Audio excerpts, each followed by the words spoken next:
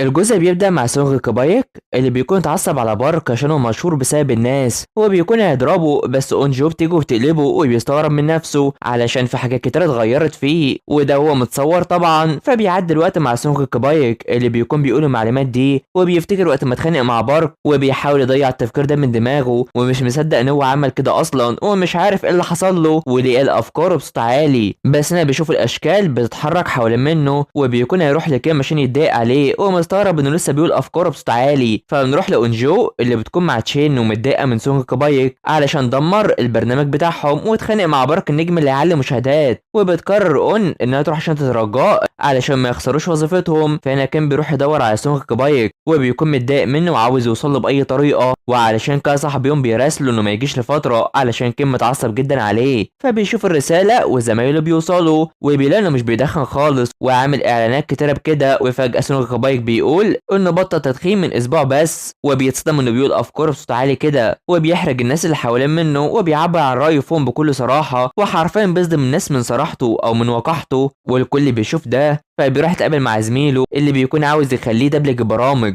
بس هنا بيحاول يمسك نفسه بالعافيه وبيبدا يقول انه بلاش يكلف الاشخاص اعمال اكبر منها اصلا، وبيروح يجري وبيرفض اي خدمات من اي شخص وبيجري من المكان كله. فبنروح لانسو وده يبقى والد سونغ بايك اللي بيروح يصور القهوة وبينزلها على الانستا وهو مبسوط. بس هنا بيتجمع مع ابنه سونغ بونغ وزوجته نايو والعيلة كلها بتتجمع، بس سونغ اون بيمشي على طول ونايو بتفضل تتذمر على كل الموجودين اصلا وشايفة ان بونغ ملوش لازمة، بس بيقولهم الاخبار عن كبايك وبيتصدموا. فبيروح يتقابل مع يون وهو في الزي ده اللي بيكون خانقه ومش عارف هو بيستحمله ازاي اصلا، ومش عارف هو ليه بيتعامل كده، خصوصا انه بيكتب نهايته وهو لسه متألق، وبيروح يستغرب منه علشان هو يروح لمدرسة التصوير وبيسيبه وبيمشي. وحرفيا بايك بيكون مش عارف ايه اللي حصل له وبيشوف الاخبار وبيضرب بارك وبيكون متضايق، وفجأة اونجي بترن عليه واول ما بتجيلها بتجيله على طول وبيعرفها انه بيرفضها علشان مش عايز ده. فبتروح تترجاه انه يتاسف لبارك عشان البرنامج بتاعهم يفضل موجود اصلا.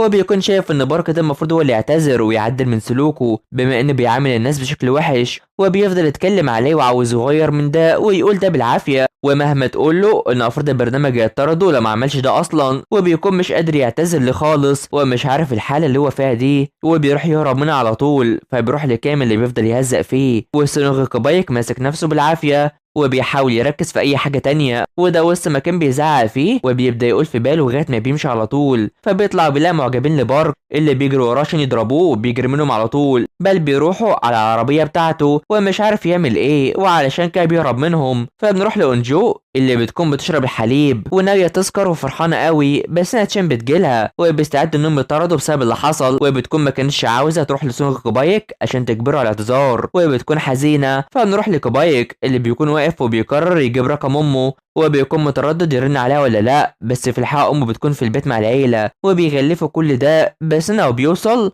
وامه بتكون قلقانه كتير عليه وبتخلي اخواته يرحبوا بيه بس من غير كلام، وبيطلب منهم ان يبات عندهم الليله، واللي بيروحوا بيكون وحيد وبيسمع ان اهله بيتكلموا عليه انه ضرب المغني المشهور ده، وبيكون صعبان عليه وبيفكروا في انهم يطلبوا منه مال عشان هو اللي معيشهم اصلا. فبيروح واخوه اون بيكون عاوز يمشي ويخرج معاهم وبيروح يخبره على ان شيل القناع وخلاص، وعلشان كده بيروح بيكون عاوزهم يسيبوه في حاله علشان هو مش هممهم حاله وكل اللي هممهم هو المال وخلاص. ولما اخوه بيتضايق عليه بيكون يمسكوا ببعض علشان اخوه سونغ اون يا دوب مش بيجيب مصروفه حتى، وامه نايه بتشيل ما بينهم، وعلشان كده كبايك بيمشي على طول وهو حزين. وفجاه اونجو بترن عليه وبيستغرب، فبنروح لاونجو اللي بتكون قاعده وسكرانه وهو بيروح لها وبتعرفه في انها استنت بارك بي ان انه يطلع ليها بس ما عبرهاش، وبتشكره على انه وافق في الاول انه يظهر معاها وكان لازم هي اللي تتحمل كل حاجه من البدايه وتتاسف، وبتكون عايزه تعرف ان دي طريقه تصرفه في المواقف اللي زي دي، بس بينكر وعلشان كده بيقرر يشرب وبتديله الحليب ده اللي بيساعد على السكر، وبتعرفه انها مش سكرانه وبيكون يغمى عليها وتقع بس بيلحقها على طول، وبتقرر تنام في الشارع عادي، وبيكون مش عايز يسيبها كده لوحدها وعاوز عنوانها بس بتكون نامت خلاص، وعلشان كده بيقرر يقعد معاها وبيفضل مركز فيها.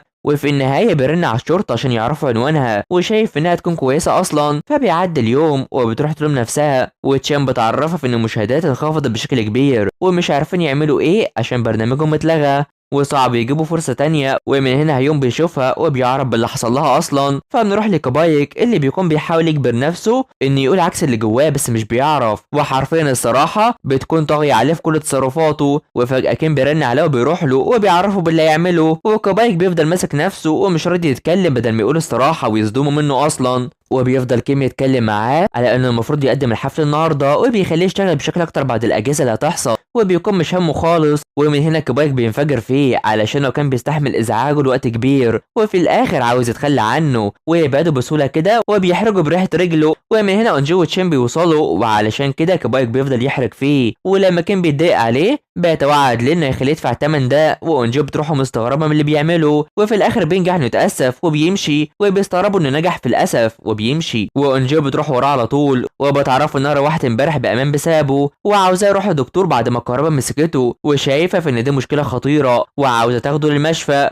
وهي هتشتري له طعام مخصوص. فنروح للمشفى وبيتقابلوا مع الدكتور في وقت تناوله للغدا، وبيسأل عن اللي بيحصل بعد ما الشخص اللي بيتصدم بالكهرباء، ولما بيكون يعرفه بيحرجه على طول. فبيعدي الوقت مع كبايك اللي بيكون بيتمرن وبيحاول يهدي نفسه وبيقول ان اللي كان بيحصل ده بسبب التوتر. فبيعدي اليوم وبيقوم على الاخبار كالعاده وبيروح يتمرن على انه يقول عكس الحاجات اللي جواه، وشايف انه رجع لطبيعته اصلا ومش بيشوف رنة امه. وبيكون ده يوم تقديم حفل الجوائز وبيستعد وبيتشيك انه يروح هناك اصلا. فانا جون غيوم بيوصل وبيكون الكل مبسوط بيه، والكوافيره دي شايفه في ان مبيعاته مرتفعه بسببه. وجنغ بيجي وبيعرض عليه الانضمام لبرنامجهم، وبيتكلم على ان انجو بتخطط لعمل برنامج جديد وبيتكلم عنها بشكل وحش، وده اللي جون غيوم بيرفضه وبيخرجه بره على طول، وشكله كده بيحبوا انجو في السر. فبنروح لليونيه وهما بيحضروا انهم يمشوا من المكان بما ان برنامجهم خلص خلاص. وانجو بتفكر في البرنامج اللي هيعملوه، واللي بيعرفها في ان جون غيوم بيدور على برنامج للانضمام، بس هي بتزعل ومن الواضح ان في حاجه بينهم اصلا. فبنيجي لحفل جوائز العلامات التجاريه الكوريه، والكل بيظهر الاعلام وبيتصور كمان، وكمان جون غيوم بيروح ينشر المنتج ده علشان يكسب علامه تجاريه جديده. فهنا كبايك بيكون مع يون ومتوترين جدا، بس انجو بتوصل وبتتقابل مع جون غيون اللي بترتبك لما بتقابله، وميرا بتكلمها وبتنكر انها قريبه من جون غيون، وبتروح تشوفه مع كبايك وبيروح يرحب بيه اصلا وبيمشي مع انجو،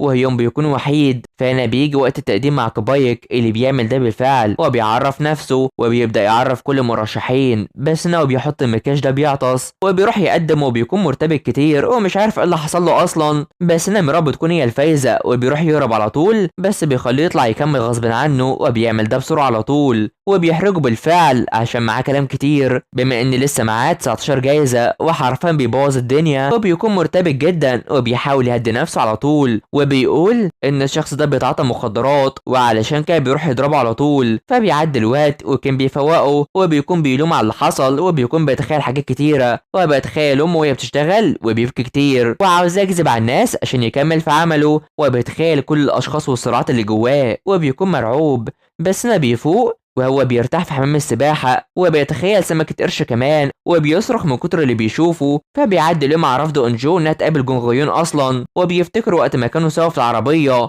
ومن الواضح انهم كانوا مرتبطين اصلا، وبتكون بتهتم بيه كتير وبيكون حزين. فهنا كبايك بيكلم الدكتور كيم جوهو وبيعرفه بالاعراض اللي عنده، وكمان بيكون ينتقل من الشقه علشان صاحبها عاوزها. فكل من انجو وسونغ كبايك بيروح لمنطقه الصيد دي، وان بتكون فرحانه بكل حاجه. فيوم بيقرر يمشي علشان بنته تعبانه، في حين ان كبايك بيروح يصعد على الصخره دي علشان الصيد، وام بتشوفه وبتستغرب، بس هنا بيروح يصرخ ومش عارف حياته كده ليه، وام بتفكر انه ينتحر اصلا وعايزاه ينزل، وبتقرر تطلع وتمنعه، وبيكونوا مش فاهمين بعض خالص، وبيرفض يقرب ليها وفجأة بيقع وهي بتقع وراه، والجزء بيخلص على هنا. سلام.